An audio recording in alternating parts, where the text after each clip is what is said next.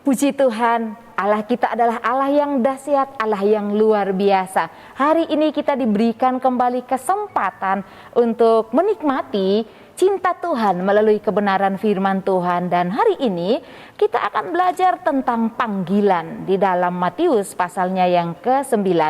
Bapak Ibu, ayat ini kita akan renungkan ayat 1 sampai ayatnya yang ke-15. Saya akan bacakan ayat 1 sampai ayatnya yang ke-8. Yesus memanggil ke-12 rasul. Yesus memanggil ke-12 muridnya dan memberi kuasa kepada mereka untuk mengusir roh-roh jahat dan untuk melenyapkan segala penyakit dan segala kelemahan. Inilah nama ke-12 rasul itu. Pertama Simon yang disebut Petrus dan Andreas saudaranya, dan Yakobus anak Zebedeus dan Yohanes saudaranya, Filipus dan Bartolomeus, Thomas dan Matius pemungut cukai, Yakobus anak Alfeus dan Tadeus, Simon orang Selot dan Yudas Iskariot yang mengkhianatinya. Ke-12 murid itu diutus oleh Yesus dan ia berpesan kepada mereka, janganlah kamu menyimpang ke jalan bangsa lain atau masuk ke dalam kota orang Samaria, melainkan pergilah pada domba-domba yang hilang dari umat Israel. Pergilah dan beritakanlah kerajaan surga sudah dekat. Sembuhkanlah orang yang sakit, bangkitkanlah orang yang mati, tahirkanlah orang kusta, usirlah setan-setan. Kamu telah memperolehnya dengan cuma-cuma, karena itu berikanlah pula dengan cuma-cuma. Kita belajar tentang panggilan, Bapak Ibu Saudara yang dikasihi Tuhan.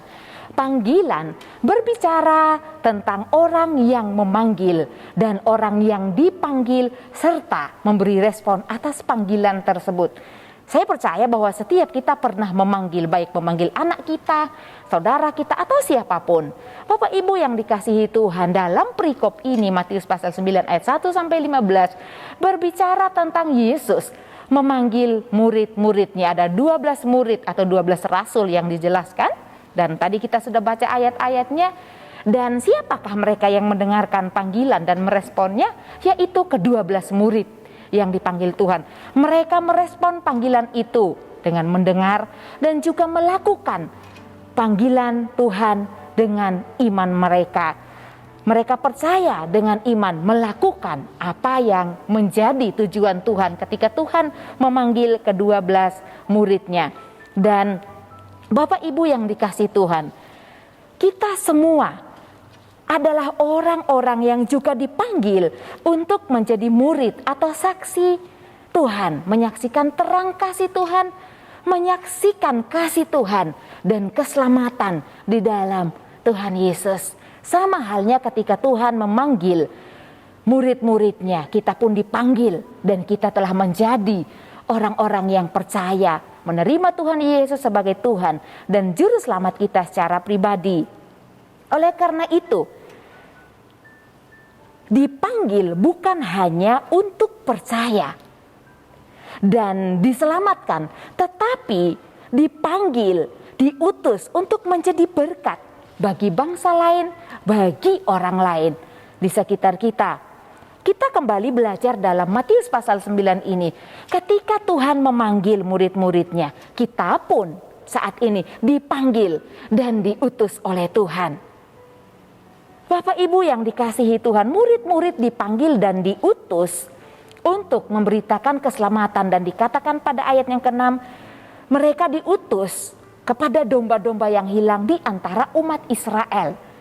Awal mula keselamatan memang datang kepada bangsa Israel, tetapi zaman sekarang keselamatan itu terbuka bagi semua bangsa, bagi semua orang yang mau dipanggil dan mau merespon panggilan Tuhan untuk percaya di dalam Tuhan Yesus Kristus sebagai Tuhan dan Juru Selamat kita, dan juga menjadi berkat buat semua orang.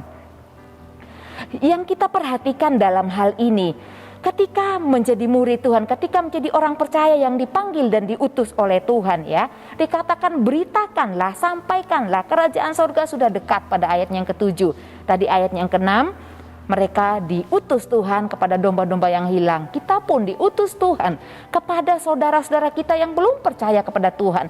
Mereka adalah domba yang hilang. Oleh karena itu, kita juga memiliki kerinduan yang sama supaya saudara-saudara kita seiman memiliki keselamatan yang sama dengan kita, menikmati kasih Tuhan yang sama dengan yang kita rasakan di dalam Tuhan. Ketika Tuhan memanggil dalam kehidupan kita, kita pun Bapak Ibu Saudara wajib untuk mendorong atau mengajak orang lain, baik itu saudara kita, sahabat kita, siapapun. Ya, kita dapat mengajak mereka untuk bertobat dari kehidupan lamanya dan mengajak mereka menerima keselamatan di dalam Tuhan Yesus. Nah, yang kedua Bapak Ibu, selain kita dipanggil dan diutus tadi itu yang pertama, yang kedua, kita dipanggil, ketika kita dipanggil dan diutus, kita diperlengkapi dengan kuasa ilahi. Dalam ayatnya yang pertama dan ayat yang ke-8 di sana dijelaskan bahwa murid-murid diberi kuasa. Kuasanya siapa?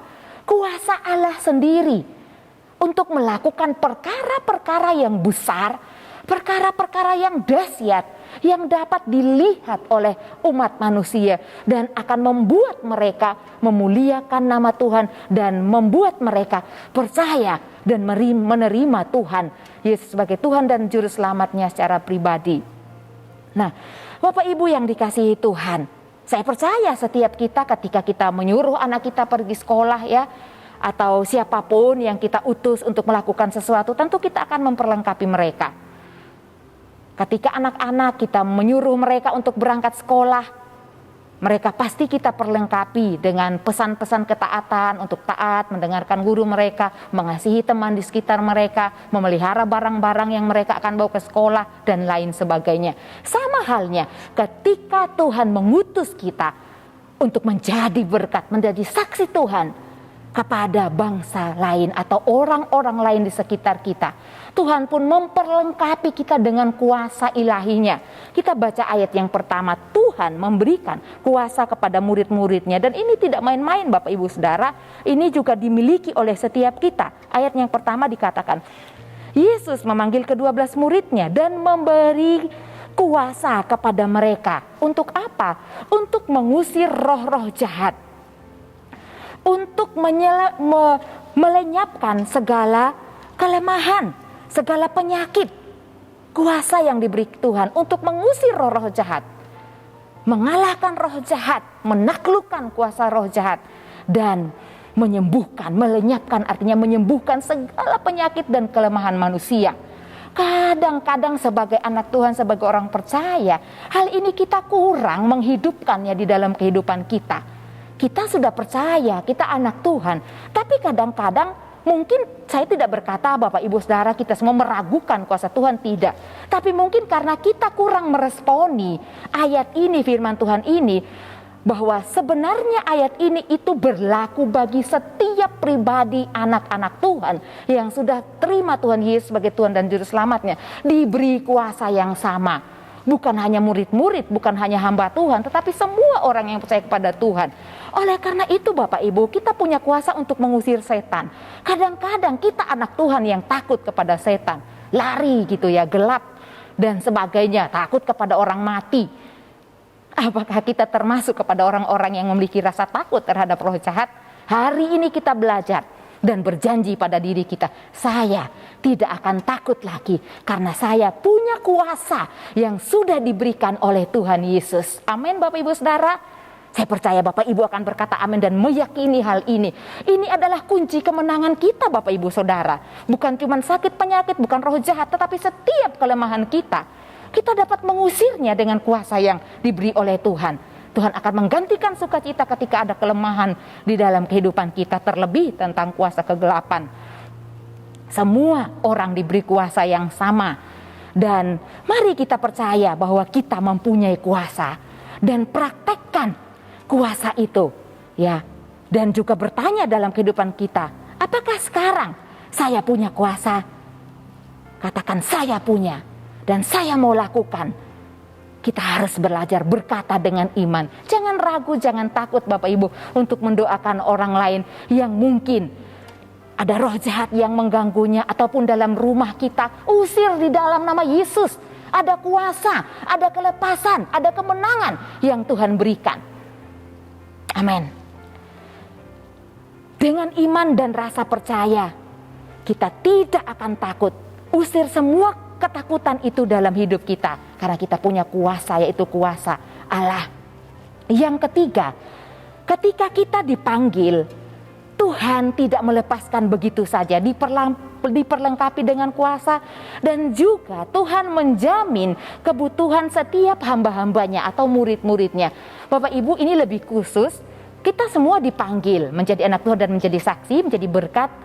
Semua tugas kita sama, tapi ada juga anak-anak Tuhan yang dikhususkan, dipanggil secara khusus, artinya full time untuk melayani Tuhan sebagai penginjil, gembala ya. Tapi kita punya tugas yang sama, yaitu menjadi saksi. Mereka memiliki tugas yang khusus seperti Ezra yang kita pelajari dalam kitab-kitab sebelumnya. Menggali firman Tuhan, mempelajari firman Tuhan, dan mengajarkan kepada umat yang sudah percaya kepada Tuhan, supaya iman mereka tidak goyah, iman mereka tetap kuat, dan kuasa yang diberikan Tuhan mereka dapat melakukannya dalam kehidupannya. Nah, orang-orang seperti ini, jaminan untuk kebutuhan hidup mereka Tuhan sudah jamin. Di dalam ayat yang ke-9 dan ke-10 Tuhan melarang murid-muridnya, Bapak Ibu, dalam ayat ke-9 dikatakan, jangan kamu membawa emas atau perak atau tembaga dan ikat pinggangmu. Ayat 10, janganlah kamu membawa bekal dalam perjalanan, janganlah kamu membawa baju 2 helai, kasut atau tongkat, sebab seorang pekerja patut mendapat upahnya. Hamba Tuhan, upahnya dari pelayanannya. Saya pernah mendengar kata yang sedikit kurang enak didengar, Bapak Ibu ya.